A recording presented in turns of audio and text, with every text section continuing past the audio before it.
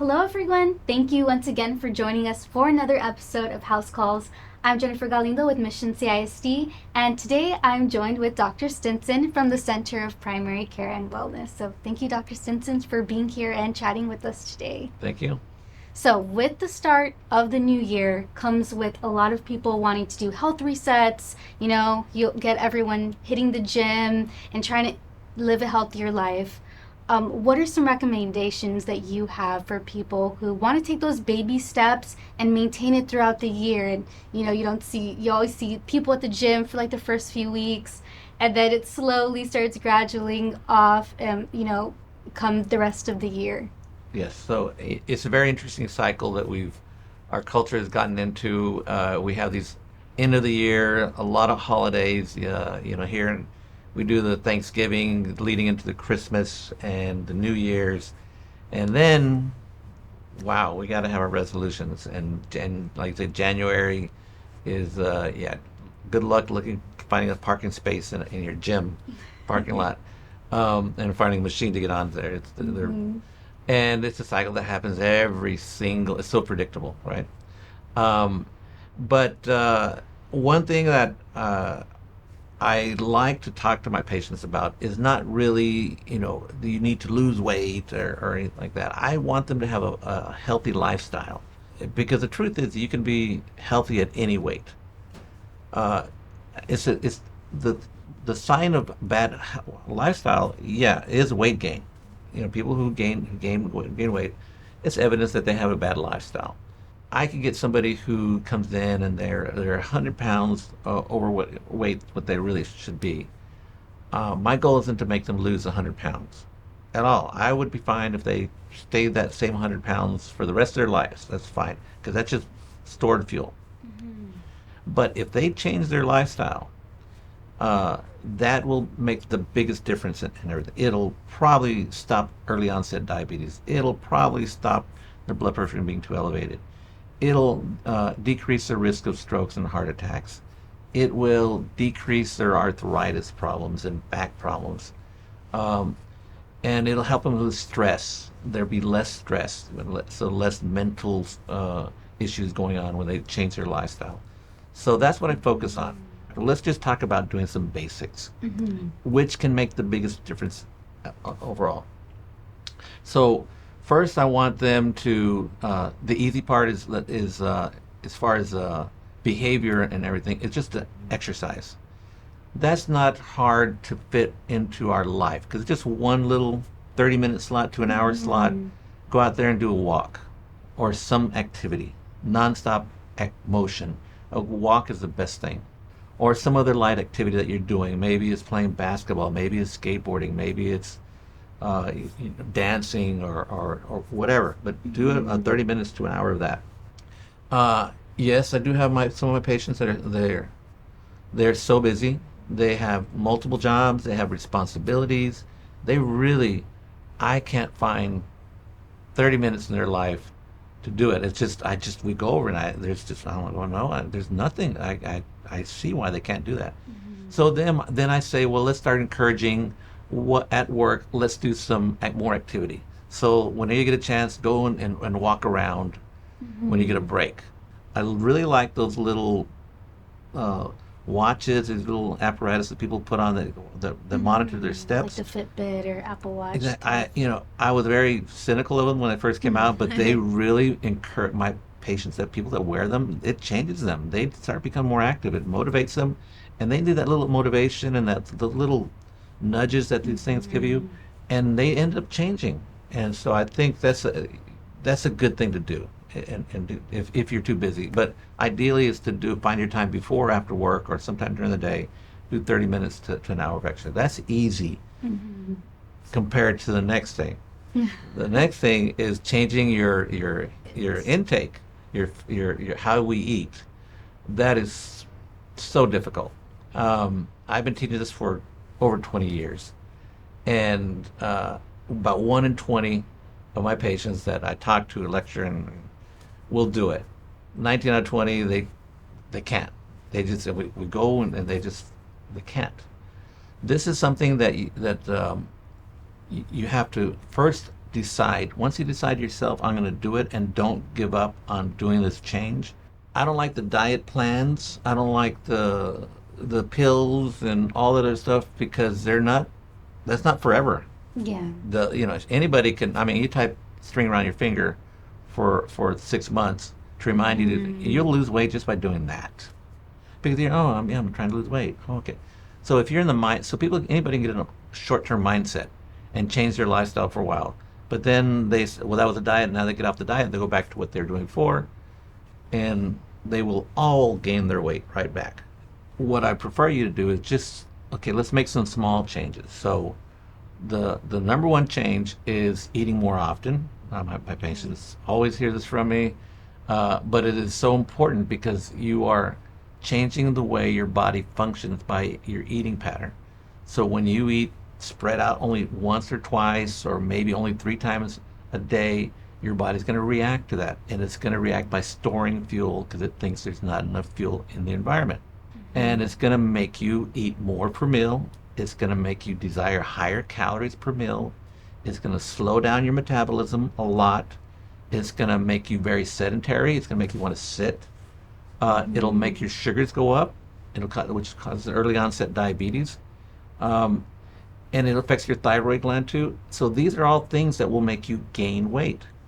And people are not aware of this. And they just say, well, hey, I had a healthy meal. My lunch is healthy. I had vegetables there and everything. And then I have a healthy dinner. I'm eating good, but I can't lose weight. Yeah, but how often are you eating? Well, just, I sometimes 3 times a day. And really, a lot of times people will go, they'll eat once a day, I found out, interviewing my patients over 20 years. And so that once you start eating a breakfast, as soon as you wake up, you have to start eating. And then that tells the body, okay, there's food. So it won't turn on that system. But after a few hours, the feedback system, it's going to say, hey, is there any food? If you don't feed it, and all it takes a small amount, a mouthful of food, just a cup of food, and I don't care what it is. It could be junk food. It could be a Twinkie. But it could be an apple too. I prefer an apple than a Twinkie. But it could be just something. Get something in there really quick, and if mid morning, and then have your lunch like you normally do, and then you have a snack, and then you have your dinner like you normally do, and then even an evening snack before you go to bed, which I talked about before for insomnia, for sleep.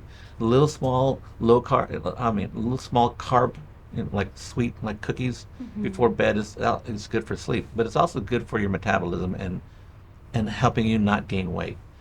So that will, if you eat more often, that'll help out, because that will help you out with the other thing, which is high volume of food, because you'll stop desiring that much high volume food. You'll be fine eating less.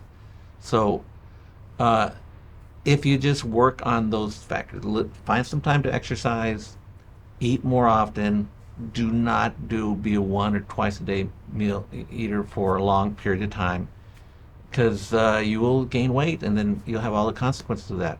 So the other thing is fasting diets. People are on this fasting. Well, it's not really.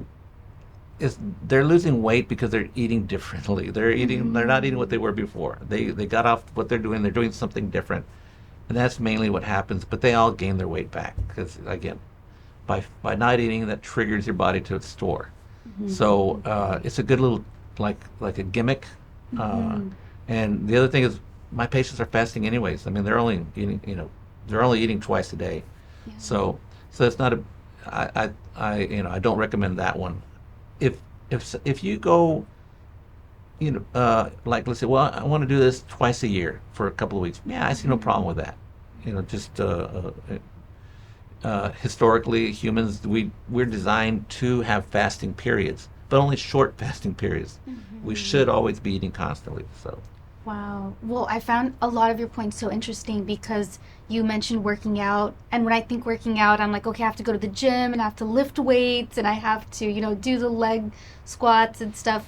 But it could be something as simple as going for a walk, a quick 30-minute or even like 15-minute walk, whatever you have time for during like your lunch period at work. And then when you mentioned the healthy eating or eating frequently, there's such a miscommunication or misunderstanding about, well, I want to lose weight. Well, just don't eat.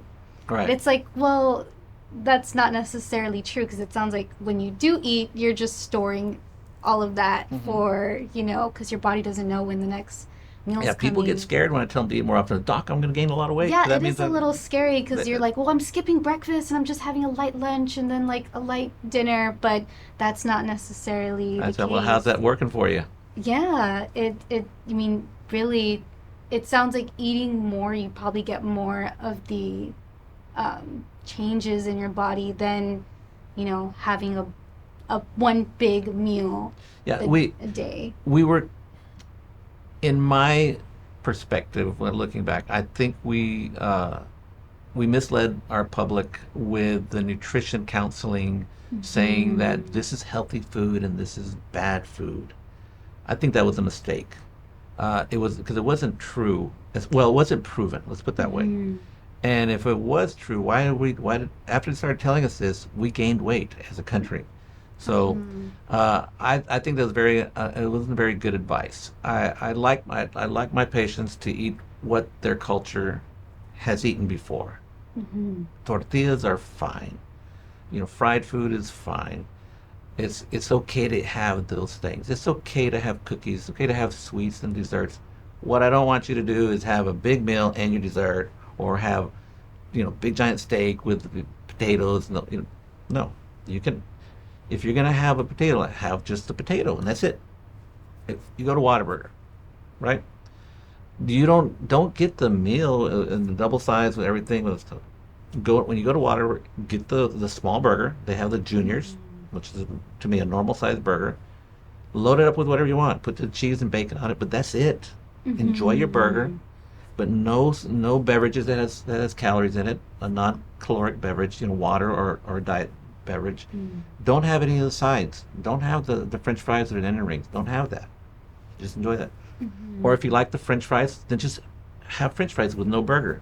Those kind of little things that you don't have to change what you eat. I think it's a mistake to try to get people to eat kale and all this other stuff. I Yeah. mean, to me, it's eat more often, eat smaller, and eat what you like.